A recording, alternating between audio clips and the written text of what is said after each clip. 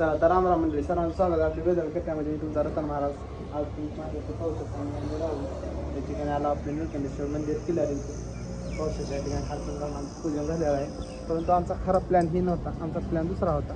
आम्ही सांगलीला जाणार होतो अभिषेक करण्यासाठी राहुलचा महादेवाला. तर त्या ठिकाणी जाण्याच्या अगोदर असं झालं की जाताना रस्ता एवढा खराब आहे, एवढा चिखल आहे आणि वरून पाऊस चालू आहे.